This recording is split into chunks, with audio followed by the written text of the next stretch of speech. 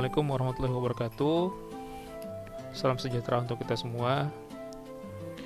Izinkan saya pada kesempatan kali ini akan menginformasikan mengenai tata cara atau tutorial penggunaan sistem Epusesmas dalam rangka distribusi obat. Pertama-tama saya akan menginformasikan ada beberapa menu di sistem ini yang bisa digunakan dalam hal pengelolaan obat, mulai dari pelayanan di bagian resep, kemudian pengelolaan, ada pemesanan sampai distribusi, dan terakhir di bagian laporan. Kita langsung masuk ke bagian inti, yaitu pengelolaan. Pertama, kita masuk dari bagian penerimaan obat. Saya akan mencontohkan dua obat di bagian ini, mulai dari penerimaan obat di gudang induk.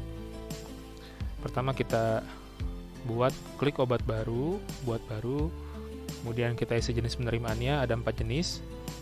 Di sini saya akan mencontohkan obat yang diterima dalam hal pembelian obat. Ya, nanti kalau misalkan kita dapat obat dari Sudinkes, itu berarti pilihannya dropping. Kalau kita dapat obat dari puskesmas kecamatan lain, itu hitungannya mutasi ya. Kalau donasi masukannya hibah. Kemudian kita pilih tadi ya, contohnya kita masukkan obat pembelian, asal penerimaannya. Di sini karena tidak ada ketentuan khusus, saya menginputnya menggunakan kategori apa kita melakukan pembelian obat tersebut.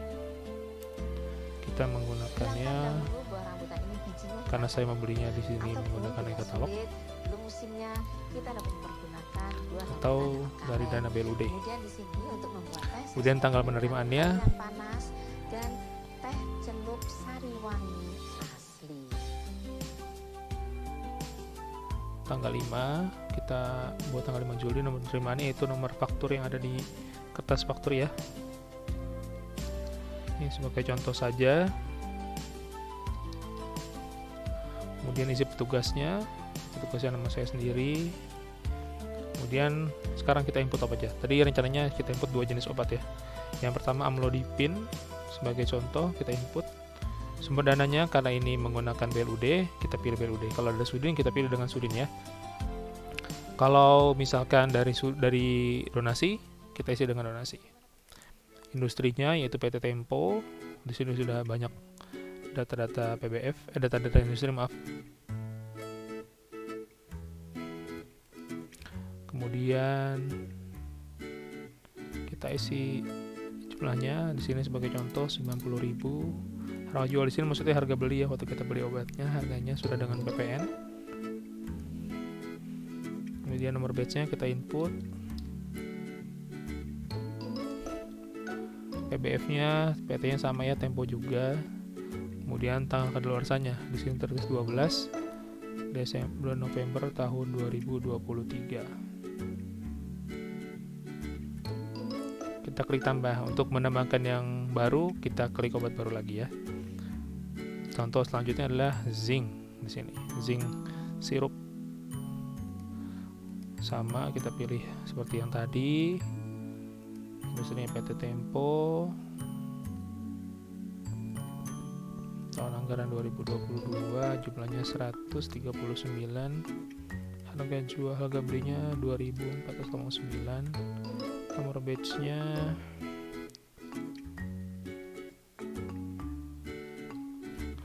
PBW sama PT Tempo juga. Kadaluarsanya tanggal 3 bulan 12 tahun 2023. Kemudian kita tambah. Kemudian setelah sudah lengkap obatnya, kita klik simpan. Kemudian proses. Kalau kita klik simpan saja, dia hanya tersimpan namun belum terproses, dalam artian obat belum masuk ke sistem, hanya ada di draft. Jadi harus kita klik proses ya. Kemudian akan tampil di lembar kerja utama penerimaan obat yang telah kita input. Contohnya ini ada pembelian dengan jenis pembelian, jumlah item 2, total harganya sekian, siapa menginput tugasnya, sudah ada semua di sini.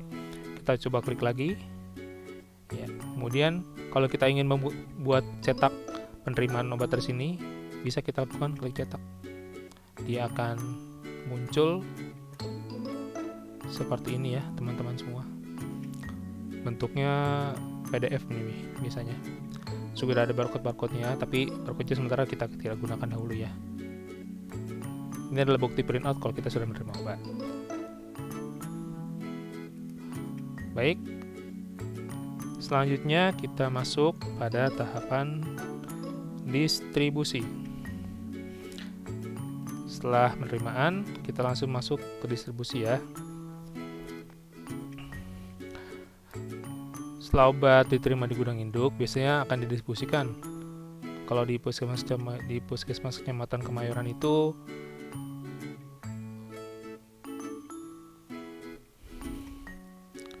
banyak didistribusikannya ke 6 kelurahan dan 1 puskesmas kecamatan. Ini sudah ada contoh beberapa obat yang didistribusikannya karena memang sudah dijalankan beberapa hari sebelumnya penggunaan sistem puskesmas ini. Saya contohkan di sini distribusi obat yang tadi kita sudah input ya. Contoh, saya akan mendistribusikan obat ini ke salah satu puskesmas kelurahan. Tadi kita sudah masuk pengelolaan, kemudian pilih distribusi obat, kita pilih buat obat baru.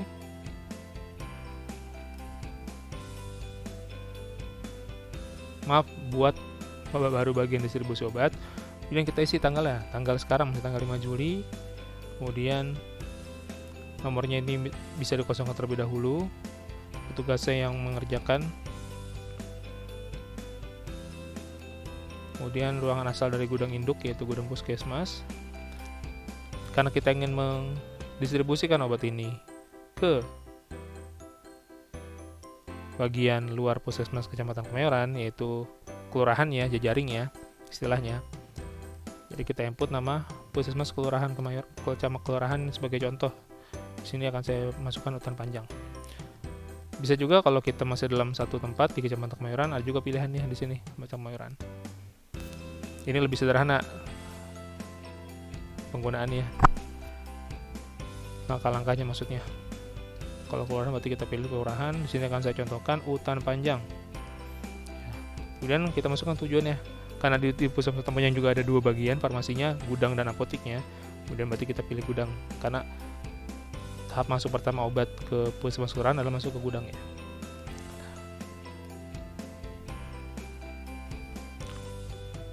Kita ingat tadi obat yang kita input apa saja, yaitu zinc sejumlah 139 tadi ya. Kita sudah input 139. Nah, ini dia 39. Kemudian sama amlodipin yang 9.000. Nah, ini 90.000 maaf. Kita input kemudian kita isi jumlahnya.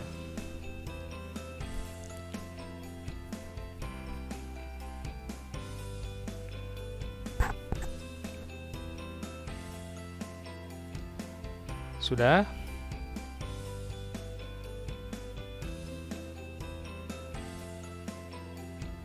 Ini sudah bisa dilakukan. Kemudian kita simpan. Simpan. Dan kemudian proses. Seperti tadi yang saya bilang sebelumnya, jika kita sudah proses, berarti dia secara sistem sudah masuk ke sistem e-puskesmas kelurahan Utan Panjang ya. Sudah sampai situ distribusi obat yang kelurahan, kita akan contoh lagi distribusi obat dari kecamatan puskesmas dari gudang induk ke apotek kecamatan. Ini istilahnya internal karena masih dalam satu tempat, yaitu di puskesmas kecamatan. Misalkan sini kita coba tanggal yang sama, kemudian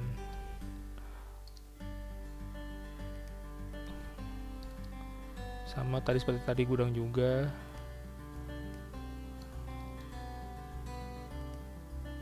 Kemudian pilih tujuannya, berarti Kemayoran ya, karena kan internal hanya di puskesmas Kemayoran. Kemudian ruang tujuannya masuk ke gudang apotek terlebih dahulu ya teman-teman semua. Jadi nanti misalkan teman-teman dari puskesmas kecamatan di bagian farmasi gudang apotek telah menerima obat ini, akan didistribusikan lagi dengan cara yang sama seperti ini, namun pilihannya berarti nanti langsung apotek yang buat langsung pelayanan ya. Ini karena masuknya langsung ke gudang dulu, dari gudang istilahnya dari gudang induk, gudang besar ke gudang kecil. Kemudian kita input obatnya. Di sini misalkan kita contohkan metformin. Metformin contoh yang 850 kita contohkan di sini.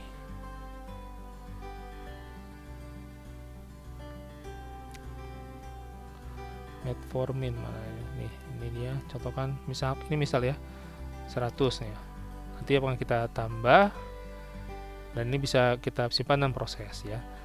Sama seperti cara yang puskesmas kelurahan, namun ini langsung otomatis langsung masuk. Kalau yang di kelurahan nanti akan ada kita langkah-langkah lagi untuk cara menerimanya.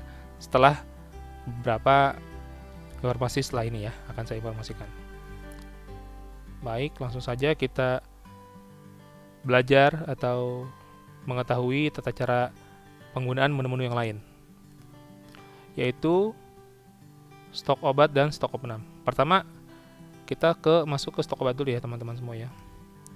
Menu stok obat ini adalah untuk mengetahui stok real time saat sistem ini dibuka. Jadi contoh, misalkan sekarang tanggal 5 Juli. Tanggal 5 Juli jam sekian ada obat berapa sih di puskesmas A, di gudang obat atau di apoteknya, itu bisa kita bisa lihat contoh di bagian stok obat. Ini adalah cara melihat obat real time di bagian stok obat.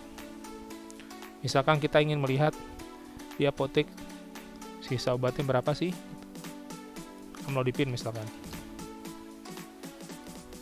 Nah, tertampil semua. Inilah sisa stok obat amlodipin yang ada di apotek ini real time. Ya, teman-teman semua ya. Kemudian kita ke menu selanjutnya itu stok opnam. Ini adalah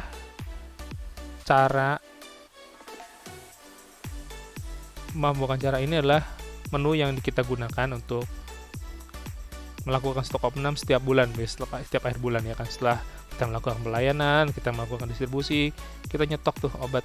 Apakah yang sudah kita keluarkan itu sama hasilnya dengan fisik yang ada. Kita masuk ke menu stok opnam. Ini sudah ada beberapa yang dilaksanakan ya beberapa hari yang lalu stok opnamnya. Kita masuk ke di sini saya akan contohkan yang pertama kali ya.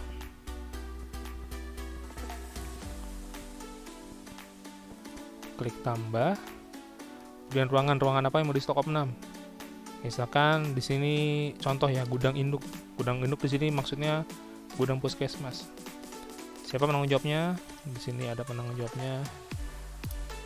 Ada Mbak Zahra, kemudian asistennya saya sendiri, Fauzan. Kemudian disimpan. Simpan, baru kita lakukan stok opnam. Di sini sudah tersedia semua daftar obat yang ada di gudang induk atau gudang puskesmas. Kita tinggal mengisi jumlah stoknya berapa di sini semua. Kalau kerjaannya dalam tanda kutip, kalau kita menguranginya benar, otomatis jumlahnya sama nih dengan sistem. Karena kan apa yang telah didistribusikan, otomatis data obat yang didistribusikan di gudang itu berkurang. Normalnya jika kita isi di bagian sini, nanti selisihnya 0 semua. Ini akan diisi semua. Contoh ya, kita tadi sudah mendistribusikan amlodipin 5 dan zinc ya. Kita stok aja yang itu. Kita kan tadi sudah distribusikan amlodipin.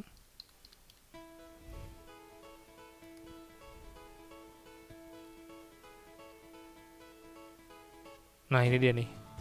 Berarti stoknya sudah 0 kan? Berarti kita isiin 0. Otomatis dia akan tersimpan di daftar stok opnam obat. Ini udah kita stok nih.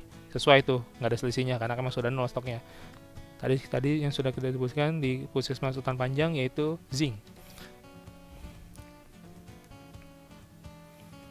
Zinc, ini dia nih.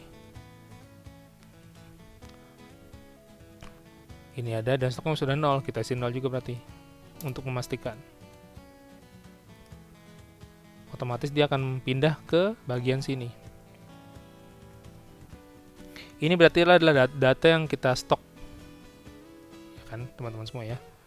Sebenarnya kalau tidak di-input, jika stok diisi stok fisik dengan stok sistem sudah sama, sebenarnya tidak di-input pun tidak masalah ya. Karena emang berarti yang kita lakukan itu benar adanya. distribusinya tidak keliru, jumlahnya sama.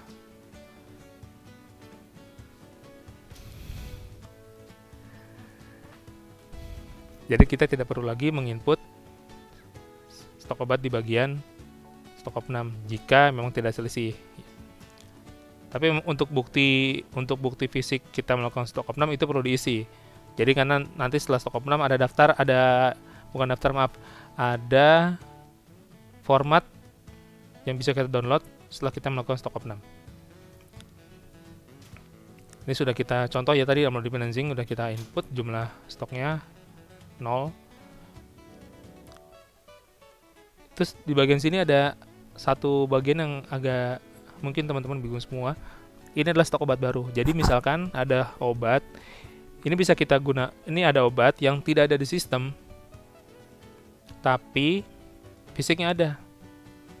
Itu bisa kita bisa input di sini. Mungkin saat stok opnam itu terlupa, tidak terinput yang terdahulu. Tapi di sistem tidak ada, ini kita bisa input. Otomatis dia akan masuk ke bagian sini juga, ya. Ini kita anggap semua sudah stok opnam ya. Tadi contohnya amlo financing, kemudian kita klik simpan. Klik simpan. Kemudian kita klik selesai. Ya. Ini ada bukti kalau kita sudah melaksanakan stok opnam. Kita bisa klik 2 kali dan kita pengen tahu nih bukti hard copy-nya seperti apa. Kita bisa klik ekspor, nanti akan keluar hasilnya bentuk Microsoft Excel. Bukti kita telah melaksanakan stok opnam ya. Mungkin kita hanya perlu merapikan sedikit kolom-kolomnya yang terlalu besar. Nanti bisa kita print sebagai bukti.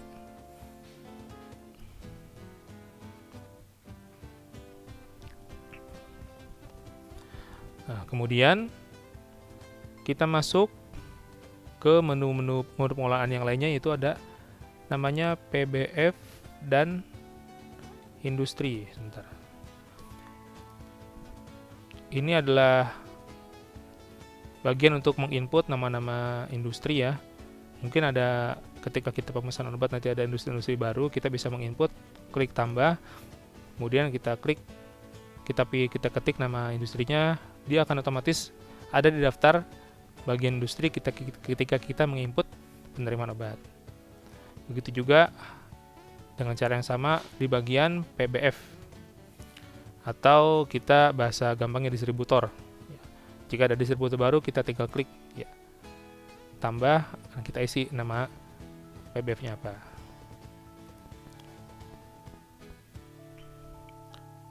Selanjutnya kita akan masuk ke sistem e-puskesmas kelurahan ya. Bagaimana cara menerima obat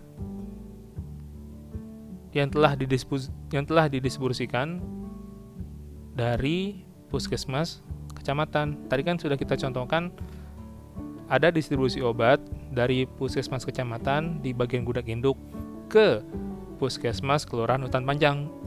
Tadi 2 jenis obat yaitu amlodipin. Saya coba klik lagi distribusi obatnya. Ini tadi kita sudah mendistribusikan 2 obat ini dari Kecamatan Kemayoran ke Kelurahan Hutan Panjang. Ada zinc sirup dan amlodipin 5. Bagaimana cara menerimanya di sistem e-puskesmas kelurahan? Karena beda sistem kan tiap kecamatan dan kelurahan. Nanti akan kita coba masuk ke salah satu sistem puskesmas kelurahan. Jadi contohnya Hutan Panjang, dan kita lihat bagaimana cara untuk menerimanya.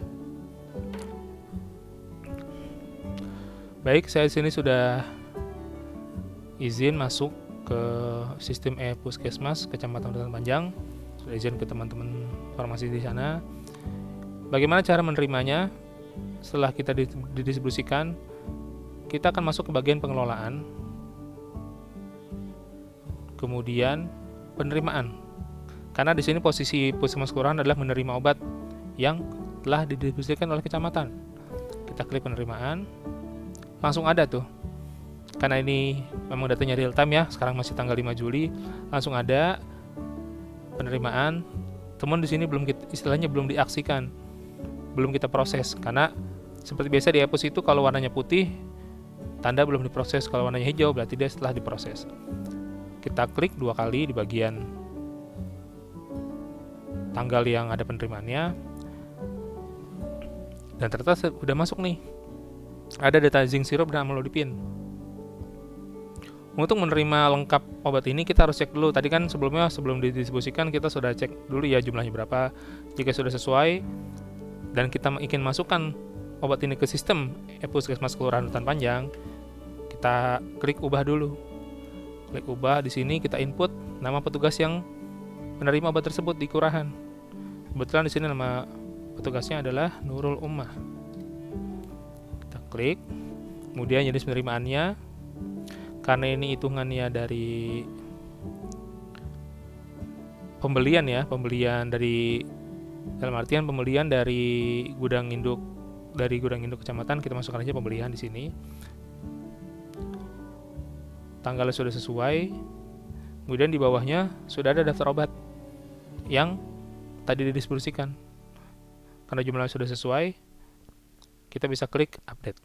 Terus apa guna obat daftar obat yang di sini? Jika ada obat yang mungkin belum terdistribusi secara sistem, tapi fisiknya ada, bisa kita tambahkan di sini supaya nanti bisa masuk sistem.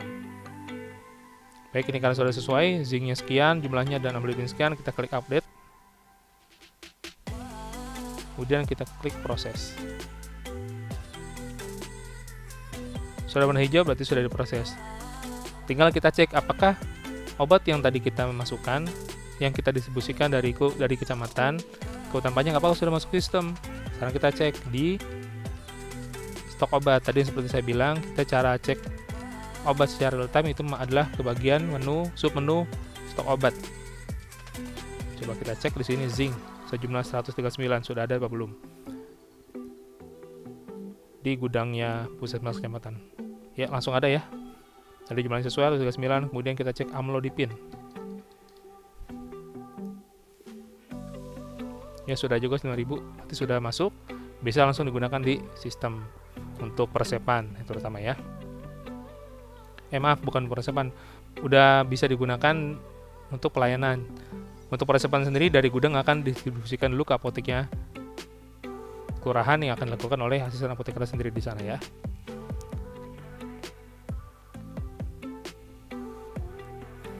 Terakhir, yaitu saya akan memperlihatkan sedikit mengenai laporan ya.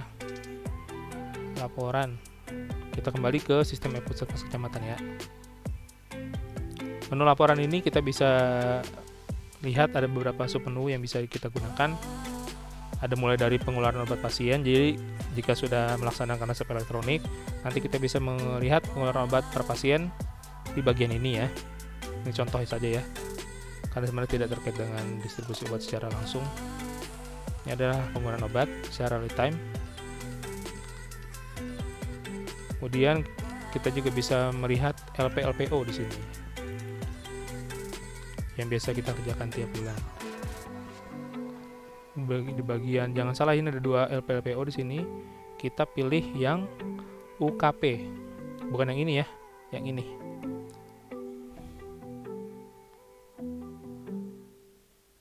Kita bisa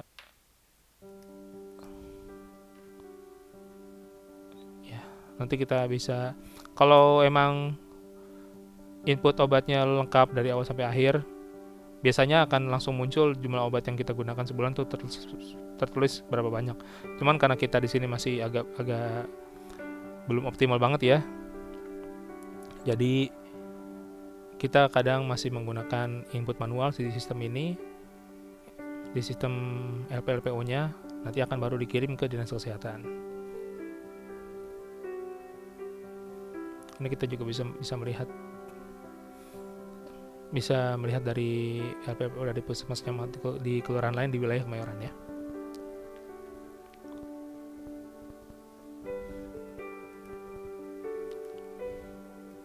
Terus ada informasi sedikit yaitu mengenai mapping obat ACE. Oh maaf, sebelum masuk itu kita akan masuk ke bagian obat dulu ya. Tadi saya belum menjelaskan apa saja fitur apa saja yang ada di bagian obat ini. salah satunya yaitu jika kita ingin menginput obat baru adalah di bagian ini. Misalkan teman-teman datang obat baru, biasanya nih obat-obat yang di luar Fornas ya. Karena otomatis kalau obat-obat yang di Fornas obat-obat dalam Fornas yang tingkat 1 untuk puskesmas ini sudah terinput semua. Mungkin obat-obat yang non Fornas, contohnya waktu itu ada sirup multivitamin ya. Sirup multivitamin buat anak-anak belum ada nih di sini.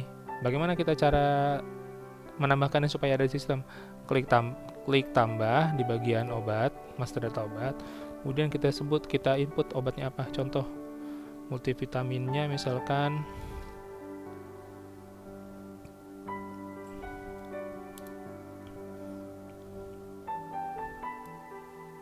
apa ya di sini ya, misalkan Liskavit sirup multivitamin. Kita pilih dia termasuk apa, vitamin ya, jenis obatnya, kemudian unit obatnya per botol, biasanya ini sirup, kemudian jenis obatnya ada pilihan Alkes atau Dragon. Kita tambah, tambah ini kalau buat tambah obat lagi ya, berarti kita hapus. Sudah kita input nih, otomatis terinput, langsung kita simpan. Dia akan terinput nih di bagian halaman terakhir, biasanya sudah ada nih Liskavit multivitamin. Nanti otomatis sudah ada di sistem, kita bisa input obatnya, jumlah obatnya ya. Seperti itu kira-kira teman-teman semua.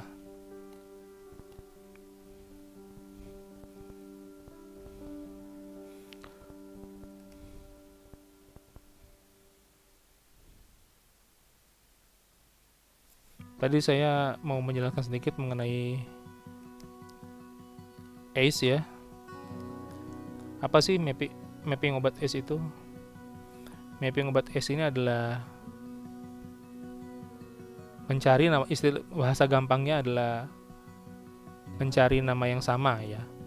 Kadang kan pengguna nama obat itu ada yang menggunakan ejaan Indonesia, ada juga menggunakan ejaan Latin ya kan. Contoh, kita biasa menggunakan cefadroxil jika menggunakan nama kimianya menggunakan C, cefadroxil. Tapi kalau di Indonesia kita menggunakan huruf S, cefadroxil ya kan.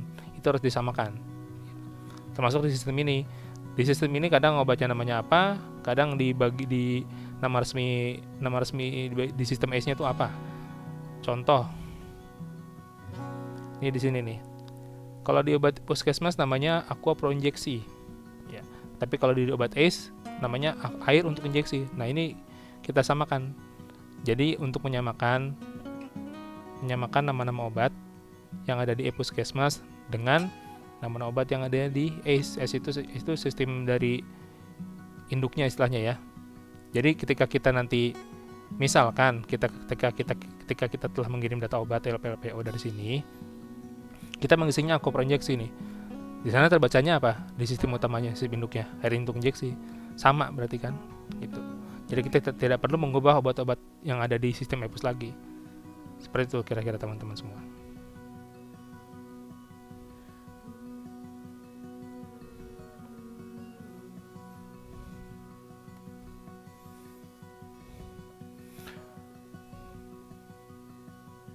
Baik.